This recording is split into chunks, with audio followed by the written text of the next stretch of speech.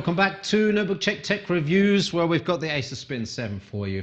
We've done the complete review and I've got all the data for you so that you can decide whether this is one for you. It is a 14-inch Core i5 based 2-in-1, fairly thin and light, looks quite nice. It scored 82% in our full review. Link is underneath in the video.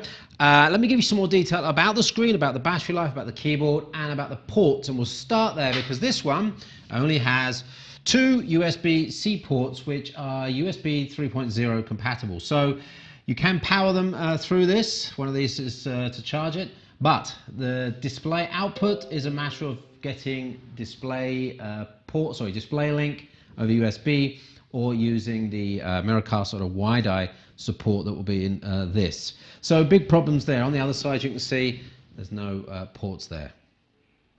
11.9 millimeters, 1.25 kilos. It feels pretty nice in the hand.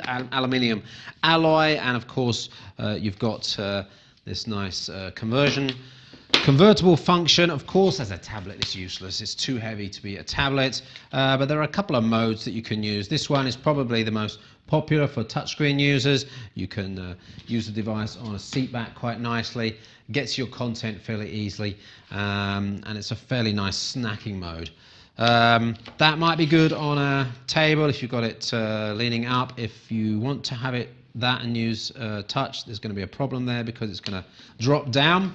And you've got easel mode as well, but there's no real resistance on the edges, so there's no friction on there, so you can't really use it as that. So it's a fairly limited 2-in-1. Let's take a look at the screen now. Right, there's one thing about this screen you need to know, and that's that out of the box it is terribly calibrated. It's terribly poor. The deltas on the colors, deltas on the grayscales, over 10, and we don't want to see that. We want to see deltas under 5, tending towards 2. Good news is, when we calibrated it, the figures were really good, and if you look at the full review, the ICC profile file is there. If you've got an Acer Spin 7, go to the full review, download the ICC profile, and you can upload that into Windows, into the display characteristics, and it will correct the colors for you. It won't be perfect for every screen, but that's a good starting point for you. Full HD screen is quite nice. It is glossy, of course, and there's a nice contrast. So once that display is calibrated, it's bright enough, it's got a good contrast, it's a pretty nice screen altogether. The keyboard, well, there's a very, very small amount of travel there, but there's a very good click point, and the keys seem to be quite nicely defined. No squishiness and a little bit of give in the middle, but nothing to worry about. The other thing is this massive touchpad here. It's really big and very useful. Overall, apart from the lack of keyboard backlight, this is quite a nice input panel. The Spin 7 has a Kingston SSD inside it. You'll see some of the performance figures there. No problems there. We're up to about 500 read and write on sequentials, and good 4K read and write speeds there, so nothing to worry about. As I hold this, I'm just feeling a little bit of warmth to the back underneath here. Let me just put up the heat map figures for you, and I'll also I want to tell you about the Core i5. Well, it's not a real Core i5. Remember last year Intel rebranded the Core M's, and those are those mobile fanless focused Core variants. They rebranded them back to Core i5. They were originally called Y series. They're still called Y series. So when you look at Core i5s, be careful. Look for that Y. If you see the Y, you know it's a sort of an ultra mobile or ultra low voltage version of the chip. That means you're going to get some clocking, down clocking. It means it won't turbo up for long periods of time. So when you look at something like Cinebench, and I've got the scores up there, you're looking at about 50% more performance on a standard Core i5 compared to this.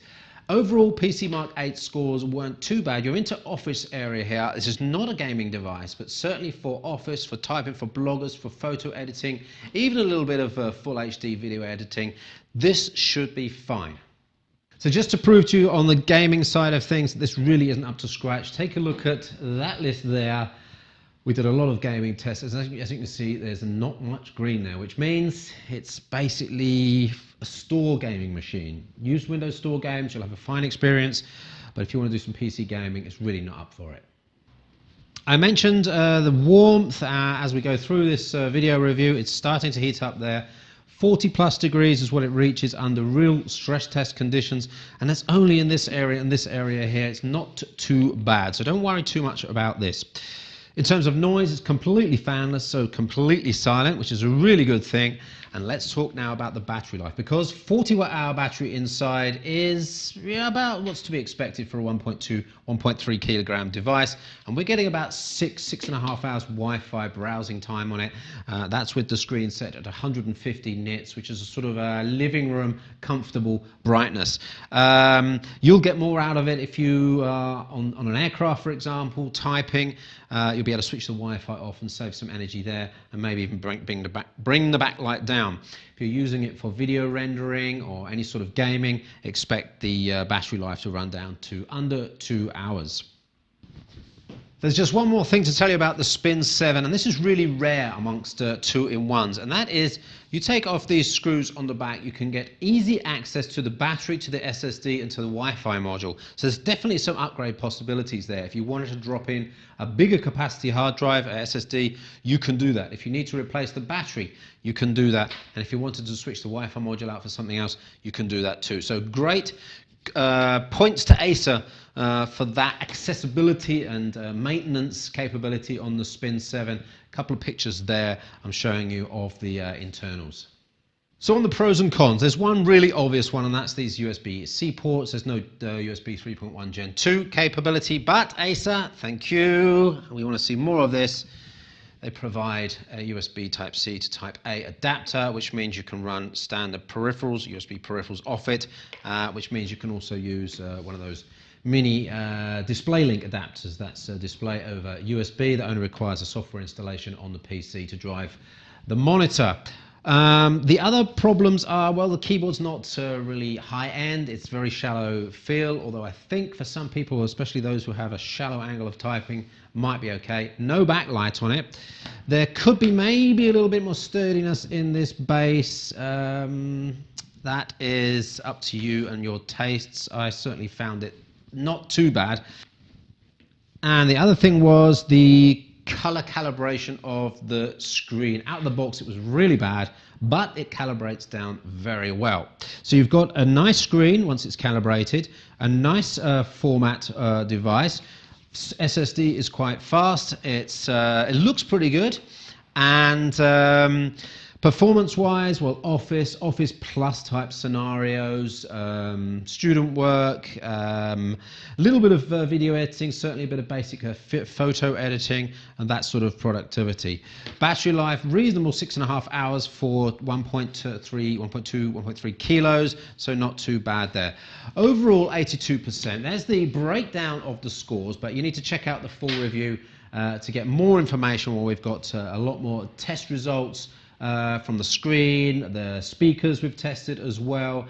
There's more energy consumption. We've got the graphs for PWM. We've got all sorts of stuff on the review. So don't forget to check out the review for more information. If you've got any questions or comments or feedback, in the notes below, in the comments below, in the notes below is the review link if you need to find that. My name's Chippy. Thank you for watching. Don't forget to subscribe. I've got to get on with another video because we've got so many devices. I'm looking over at an Asus UX303. We've just done the Yoga Book. I've got the Pixel XL. Got Pixel XL. We'll be putting a video up of that soon. The full review is up already on the site. It scored a good, very good 88%. So that's worth taking a look at if you're looking at a high-end, large format smartphone. Thank you for watching. Don't forget to subscribe, and we'll see you on the next Notebook Check Tech Review.